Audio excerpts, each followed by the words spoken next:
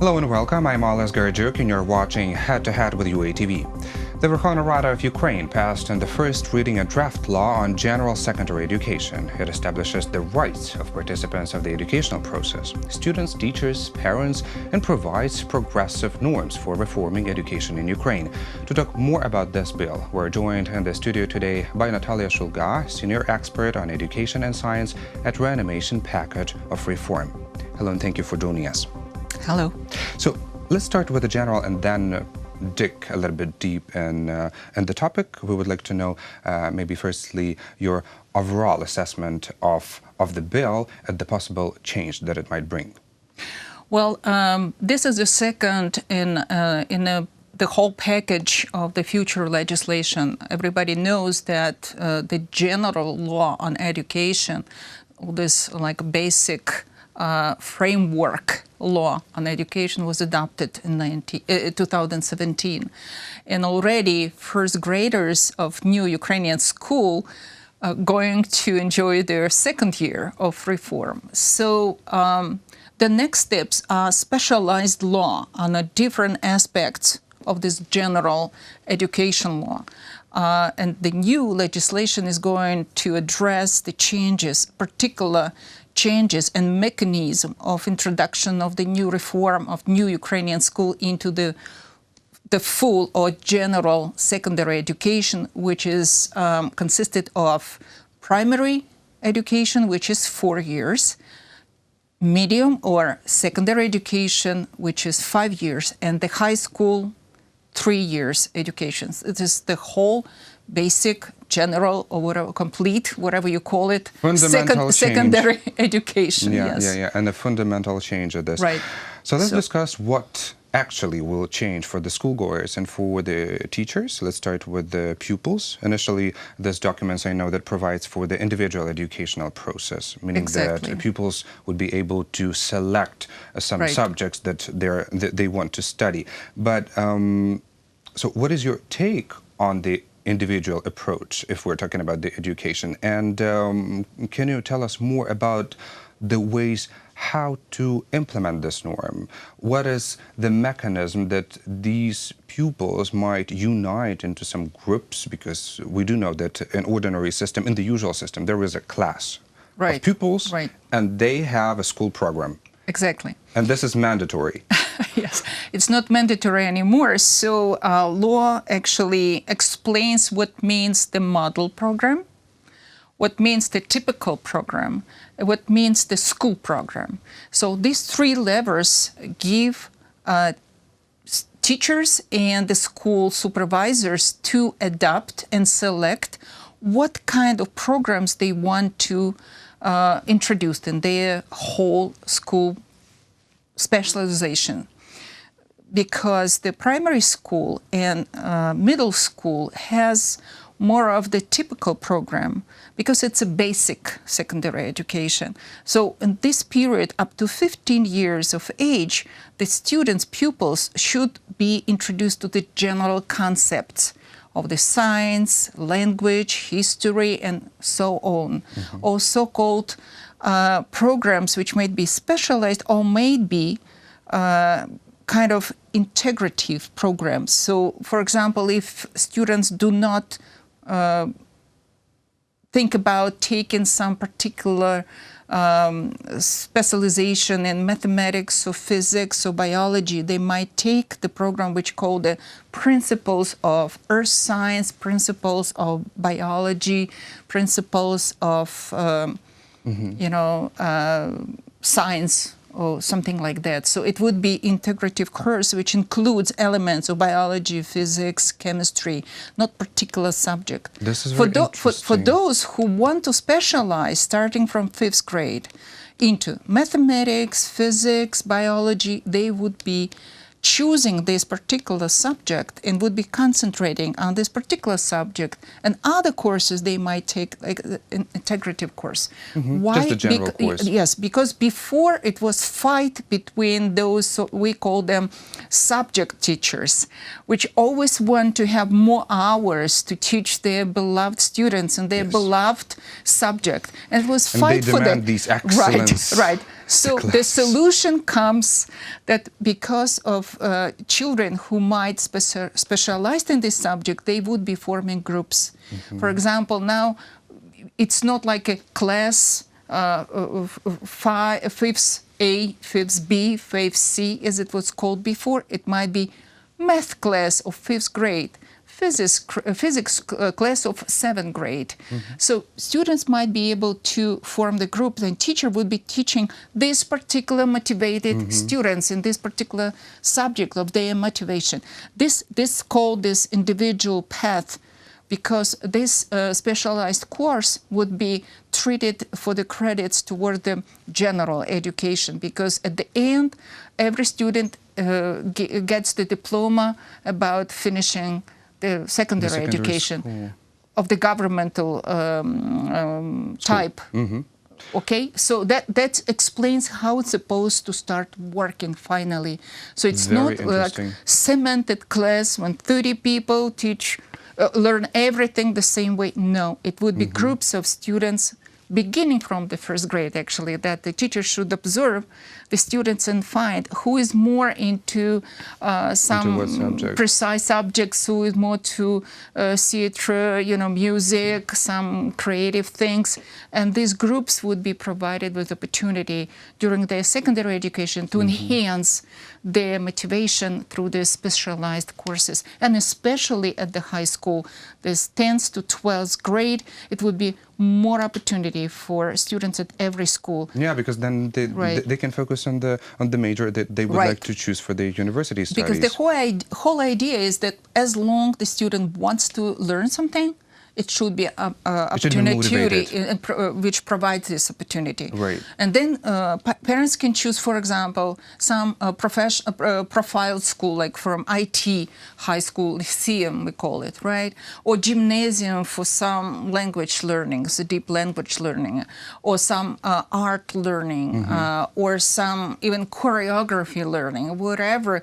The whole variety of specializations would be provided. Plus, now we are responsible for vocational education at the local level, the community level. So if community needs some specialist in some particular fields, construction, medicine, whatever, you name it, then the pupils after 9th grade get their evaluation, and then they go to the vocational school and finish their secondary degree, plus they get their first profession. So they fulfill the need of the state and get their first profession. Yes. And also I know that when pupils have when they study somewhere outside of the school, for example, they study sports or they study music. This is very important novelty of the knowledge. Yes, exactly. Because this work?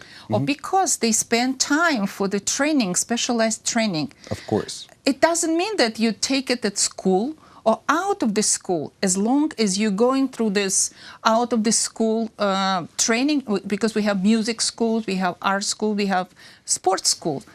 They also under the local community control, and they also issue as a certificate how many hours you were trained, what are your results, and it's now can be accepted, and those hours can be counted toward your final credits.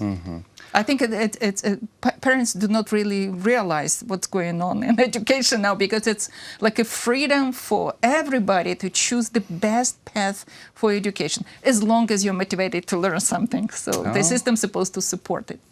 If I had this system back in time working when I was in school, I think I would have the diploma of the professional dancer, but well, now I'm a TV presenter. At that time, it was your motivation. Yes, that's true. That's true.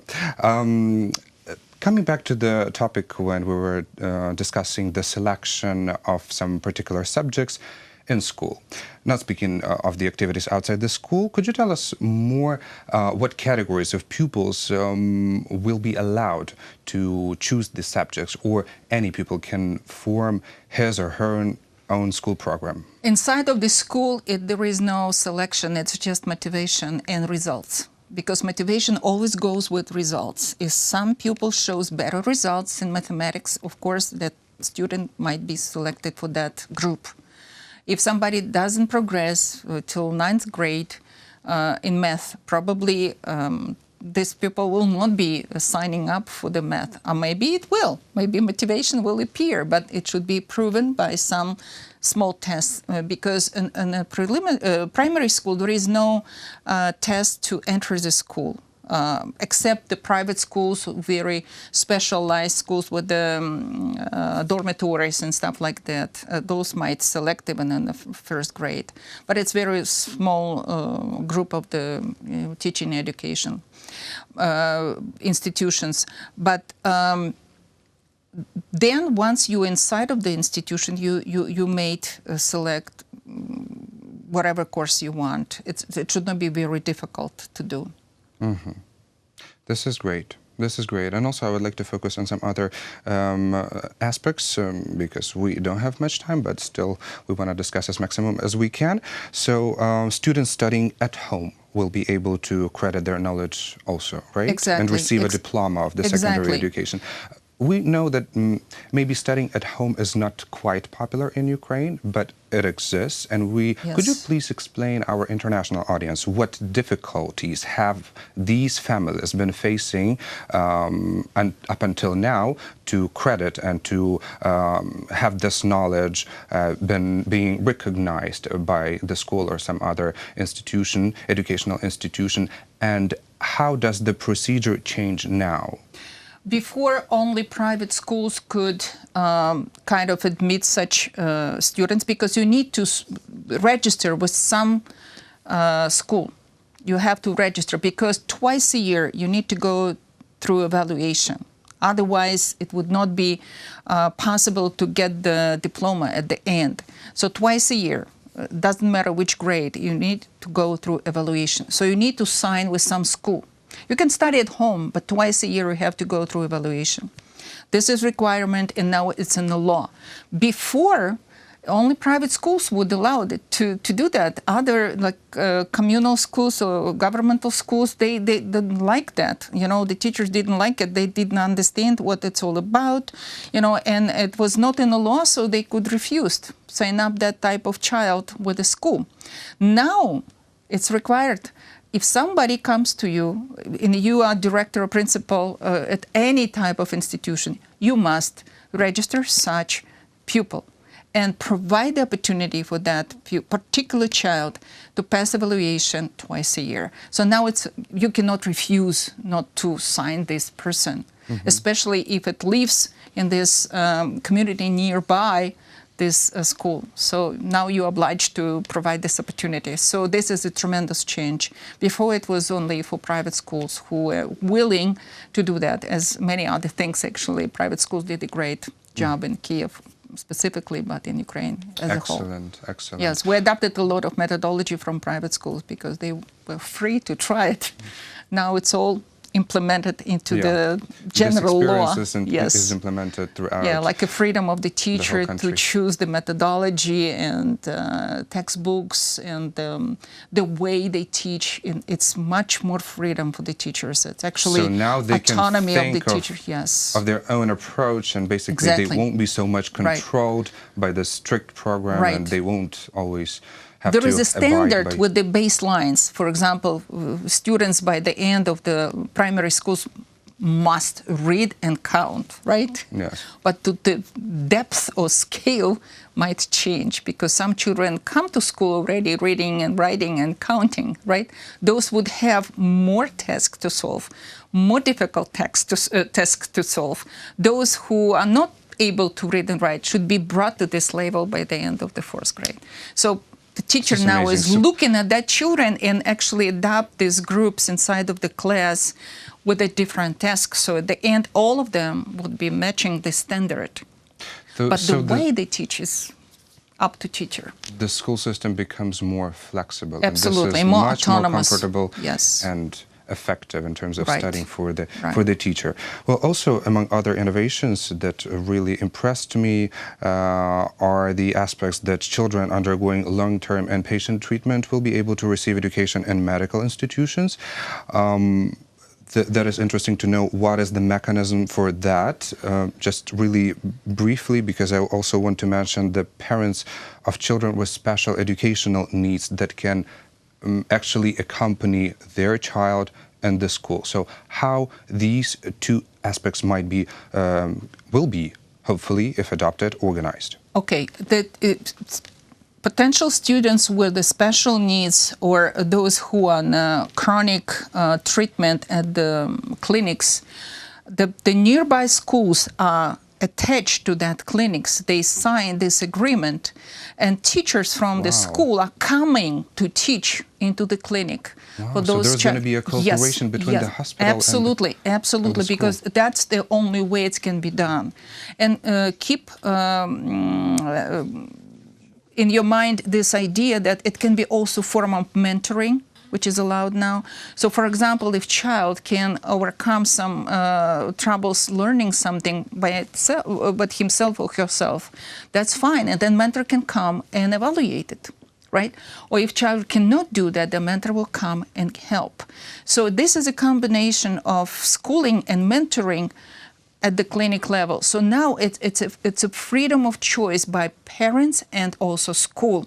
So it's a negotiation process when parents agree on this or this type of education, and school is now obliged to provide this opportunity for those type of children. The same thing with the children with the special needs. Parents, it was a big negotiation process because parents are kind of afraid with what will happen with their precious child in a regular school. So it's a new thing for them too, for parents. So they said, why don't we come at least at the first time to the school, and because child would be feeling comfortable, more comfortable. But every school with such children, such classes, now have opportunity to appoint a special personnel. So it means that it can be psychologist, it can be a speech corrector, correcting physician. It can be medical personality. It can be different specialists around those classes, which help teacher to work with this child inside of the regular class. Great. So yes, it's unbelievable changes. So this way we kind of remove that threat and this fear from the parents that their child might be mistreated or something might be happening, because now in the law we have anti-bullying situation, because any type of pressure, physical or emotional or psychological, is prohibited. So a teacher should be follow that path and stop these things at the beginning. Yeah, bullying is a really hard topic because if we remember the latest report by UNICEF, 2/3 of pupils in schools throughout Ukraine, they face bullying, and this is very troubling. Over 60% of parents believe that beating their children is okay. Is okay, yeah. And they call it, it's for the pedagogical reason. It's like unbelievable. What kind of pedagogy is that?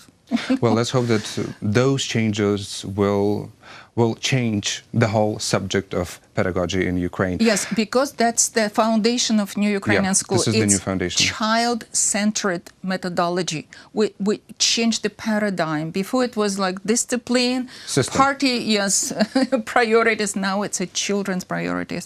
So every child deserves the humane attention and support and providing comfortable environment for progressing in their knowledge and developing the love for learning. That's true. Well, you also remembered that those changes are not only for children but also for teachers, and teachers will have some more freedom into selecting their own way of teaching, but also you reminded this interesting fact that according to this old Ukrainian school system, teachers used to demand more hours, and we know that these hours basically reflect on their payment, on their salary. Yes. So we do know that they collect hours, they collect classes. Now with this system of a free possibility to select subjects, how will this reflect on their salaries, and maybe what other financial changes will be provided with this bill if adopted into the law? Actually, we changed the motivation of financial motivation. It's not about hours now, because the salaries are also fixed in a framework law. It's supposed to be at the beginning not less than 3 times basic salaries. So it's pretty good salary at the beginning. But then We also oblige teachers going through the certification. If you go through certification, it means that you proved your skills, your new skills. You have 20% increase in your salary right away. On a communal level, we have also budgets to pay up to 50% increase to your salary if you show good results in your teaching. And how you show it? Going through evaluations and certification.